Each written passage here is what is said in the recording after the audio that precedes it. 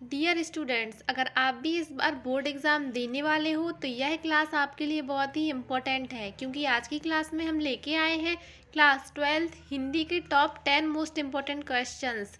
And student, ये सारे question आपकी बोर्ड एग्ज़ाम की दृष्टिकोण से बहुत ज़्यादा इम्पोर्टेंट हैं, तो आज की क्लास को बिल्कुल ध्यान से देखिएगा और इस क्लास में दिए जाने वाले सारे प्रश्नों को आप लोग अच्छे से याद भी करते चलिएगा। चलिए फिर स्टार्ट करते हैं आज की क्लास और देखते हैं आज की वीडियो का first question. Question number first, प्रगतिवाद काव्य की दो विशेषताएं या प्रवृत्तियां लिखिए। ये क्वेश्चन आपके एग्जाम में आ सकता है, आप उसको अच्छे से देखिए। ये क्वेश्चन जो है 2 नंबर में आपसे पूछा जाएगा, तो आपको इसका ऐसे ही answer as it is answer आपको लिखना है। तो प्रगतिवाद काव्य की विशेषताएं क्या होती हैं? अगर 2 नंबर में आता है तो आपको ये 3 विशेषताएं लिख देनी है, तो आपको इसमें 2 नंबर आराम से अच्छे से मिल जाएंगे। पहली विशेषता क्या है? इस काव्य में जीवन के प्रति यथार्थवादी दृष्टिकोण अपनाया गया है। और दूसरा क्या है इसका? इस काव्य में कविता में बोलचाल की भाषा का प्रयोग किया गया है। थर्ड है आपका, इस काव्य में शोषित वर्ग के प्रति सहानुभूति प्रकट की गई है। अब शोषित वर्ग क्या होता है? इसमें शोषित वर्ग जो है, जो लोगों द्वारा बनाया गया एक वर्ग है जिसका शोषण किया जा सके, इसको क्या बोलते हैं? शोषित वर्ग बोलते हैं। देखते हैं next question. Question number second, रीतिकाल की दो विशेषताएं या प्रवृत्तियां लिखिए। अब रीतिकाल की विशेषताएं लिखना, ये भी आप 2 नंबर में क्वेश्चन आपका आने वाला है, 2 नंबर में पूछा जाता है, तो आपको ये 4 पॉइंट जो है, 4 विशेषताएं जो है वो याद रखनी है। सबसे पहला क्या है? श्रृंगार रस की प्रधानता। तो श्रृंगार रस क्या होता है? इस काल में जो भी रचनाएं की गई थी, मतलब रीतिकाल जो थी उसमें जो रचनाएं की गई थी वहाँ पर प्रेम एवं वियोग दोनों का वर्णन किया गया था। यहाँ पर जो नायक नायिका जो होते हैं उनका वर्णन किया गया था। मुक्तक काव्य की रचना जो थी वो रीतिकाल में ही हुई थी। ब्रजभाषा का प्रयोग, ब्रजभाषा क्या है? ब्रजभाषा, यहाँ से क्वेश्चन आता है कि रीतिकाल में किस भाषा का प्रयोग किया जाता है। मतलब आपसे जो ऑब्जेक्टिव क्वेश्चंस जो है वो यहाँ से बनता है कि रीतिकाल में किस भाषा का प्रयोग किया जाता है। आपको ऑप्शन दिए रहेंगे तो आपको ब्रजभाषा इसका राइट आंसर, तो ब्रजभाषा आपको लिख के आना है।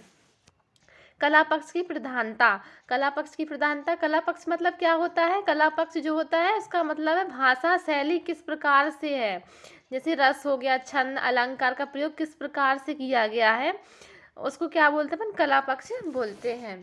क्वेश्चन नंबर थर्ड देखते हैं, बच्चे किस बात की आशा में नीड़ों से झांक रहे होंगे। मोस्ट इम्पॉर्टेंट क्वेश्चंस जो हैं, जो मैं आपको बता रही हूँ, इनको बिल्कुल भी स्किप मत करें, इनको अच्छे से पढ़ के जाएं आप। यही क्वेश्चन आपके एग्जाम में आएंगे, 100% चांसेस हैं ये क्वेश्चन आने के। देखते हैं इसका आंसर क्या है। पक्षी दिन भर भोजन की तलाश में भटकते फिरते हैं। मतलब जैसे कि फॉर एग्जाम्पल, जैसे आपकी मम्मी पापा बाजार गए तो आपको उनसे उम्मीद रहती है कि वह कब आएंगे बाजार से, है ना, और मेरे लिए कुछ लेके आएंगे, मतलब खाने के लिए कुछ लेके आएंगे। इसी प्रकार कवि ने कहा है यहाँ पे कि पक्षी दिन भर भोजन की तलाश में भटकते फिरते हैं, उनके बच्चे इस आशा में नीड़ों से झांक रहे हैं कि उनके माता पिता लिए दाना लेकर शीघ्र ही उनके पास होंगे और उनका पेट भरेंगे। इसके साथ ही वह अपने माता पिता का स्नेहिल स्पर्श पाने के लिए भी प्रतीक्षा कर रहे हैं। जो पक्षी के बच्चे जो है वो अपने माता पिता की क्या कर रहे हैं? प्रतीक्षा कर रहे हैं, और जो पक्षी हैं वो उनके लिए भोजन की तलाश में गए हैं। क्वेश्चन नंबर 4 देखते हैं। ये क्वेश्चन जो है बहुत ज़्यादा इम्पोर्टेंट क्वेश्चन है। भाषा को सहूलियत से बरतने से क्या अभिप्राय है, लिखिए। तो भाषा को सहूलियत से बरतने का आशय यह है कि उसका सरल, स्पष्ट और सहजता से प्रयोग करना चाहिए। कोई भी रचना करते समय कवि को भारी भरकम बनावटी शब्द तथा समझ में न आने वाली शब्दावली का प्रयोग नहीं करना चाहिए। अपनी बात को स्पष्ट, सहज व व्यवहारिक भाषा में होना चाहिए। कहने का तात्पर्य यह है कि कवि जब भी काव्य की रचना करते हैं, मतलब रचना करते समय भाषा सरल स्पष्ट रखते हैं। मतलब भाषा को कैसा करना चाहिए? सरल स्पष्ट रखना चाहिए, जिसमें आसानी से लोग इसको समझ सकें। नेक्स्ट क्वेश्चन देखते हैं। ये क्वेश्चन भी बहुत ज़्यादा इम्पोर्टेंट है। कवि ने बादलों को विप्लव के बादल क्यों कहा है? तो कवि ने लेखन के माध्यम से, मतलब यहाँ पे इसका आंसर है बादल राग कविता में ए विप्लव के वीर बादल को कहा गया है, क्योंकि बादल घनघोर वर्षा करता है तथा बिजलियां गिराता है, इससे सारा जीवन अस्त व्यस्त हो जाता है। बादल क्रांति का प्रतीक है, क्रांति आने से बुराई रूपी कीचड़ समाप्त हो जाता है तथा शोषित व्यक्ति को जीने योग्य स्थिति मिलती है। कवि ने मतलब लेखन के माध्यम से समाज की जो बुराइयां जो हैं उनको हटाने का प्रयास किया है, जिसमें लोग समाज मतलब सजग हों, समझदार हों और जो बुराइयां जो हैं वो हट जाए। नेक्स्ट क्वेश्चन देखते हैं, परचेजिंग पावर से क्या अभिप्राय है। जो परचेसिंग पावर जो होती है उससे क्या अभिप्राय है। परचेसिंग पावर का अभिप्राय है पैसे खर्च करने की क्षमता होना। ये क्वेश्चन जो है ऑब्जेक्टिव में भी पूछ सकते हैं आपसे, मतलब पूछा जाता है तो अभी भी पूछ सकते हैं, इसके चांसेस हैं।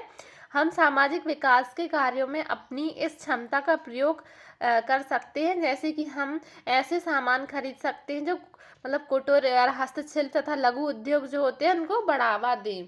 तो यहाँ पे क्रय शक्ति का मतलब जो होता है अपनी खरीदारी की क्षमता को बढ़ावा देना होता है, ठीक है। इससे ऑब्जेक्टिव आपसे पूछ सकते हैं, रिक्त स्थान जो होता है वो आपसे पूछ सकते हैं, इसलिए इसको अच्छे से याद रखें आप। नेक्स्ट क्वेश्चन देखते हैं, क्वेश्चन नंबर 7। ऊषा कविता में कवि ने भोर के नभ की तुलना किससे की है। इसका आंसर है ऊषा कविता में प्रातःकालीन नभ की तुलना राख से लीपे गए गीले चौक से की है, क्योंकि भोर के समय आकाश नम तथा धुंधला होता है। भोर की नभ की तुलना से मतलब सुबह से है, मतलब जो सुबह होती है उससे किया गया, भोर का मतलब होता है। क्वेश्चन नंबर 8, भक्तिन के आ जाने से महादेवी वर्मा अधिक देहाती कैसे हो गई, लिखिए। ये क्वेश्चन जो है VVIMP है, वेरी वेरी इंपॉर्टेंट है। इस क्वेश्चन को कोई भी बच्चा मिस नहीं करेगा, ये क्वेश्चन आ सकता है एग्जाम में। आंसर इसका, भक्तिन के आ जाने के बाद महादेवी को देहात की संस्कृति, रहन सहन, खान पान, वेशभूषा आदि का ज्ञान हो गया था, लेकिन लेखिका का मीठा खाना बिल्कुल बंद कर दिया। उसने गाढ़ी दाल व मोटी रोटी खिलाकर लेखिका की स्वास्थ्य संबंधी चिंता दूर कर दी थी। देहाती भोजन को लेखिका स्वाद से खाने लगी, इससे पहले वह केवल शहरी जीवन से ही जुड़ी हुई थी। इसके साथ ही भक्तिन ऐसी परिस्थितियां भी उत्पन्न कर देती थी कि वह देहाती परंपराएं तक निभाने के लिए बाध्य हो जाती थी। इसके अतिरिक्त उसने महादेवी देहाती भाषा भी सिखा दी। इस प्रकार भक्तिन के आ जाने से महादेवी भी अधिक देहाती बन गई।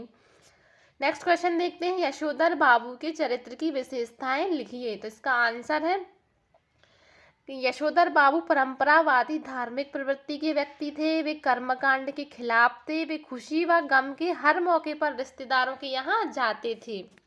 कर्मकांड से मतलब है जो ढोंगी लोग रहते हैं ना, ढोंगी बाबा जो रहते हैं उनके ये खिलाफ थे, उन्हें दिखावा पसंद नहीं था, वे ईमानदार एवं कर्तव्यनिष्ठ थे। आज की वीडियो का लास्ट क्वेश्चन, सांग रूपक अलंकार की परिभाषा व उदाहरण सहित लिखिए। तो सांग रूपक अलंकार क्या होता है, इसकी परिभाषा है जिस रूपक में उपमेय के अंगों अथवा अवयवों पर उपमान के अंगों अथवा अवयवों का आरोप किया जाता है, सांग रूपक अलंकार कहलाता है। इसका उदाहरण दिया है, उदित उदयगिरी मंच पर रघुवर बाल पतंग, विकसे संत सरोज सब, हर्षे लोचन भृंग। आज की वीडियो यहीं एंड होती है। अगर आपको वीडियो पसंद आई हो तो चैनल को सब्सक्राइब करें, वीडियो को लाइक एंड शेयर जरूर करें। Thanks for watching.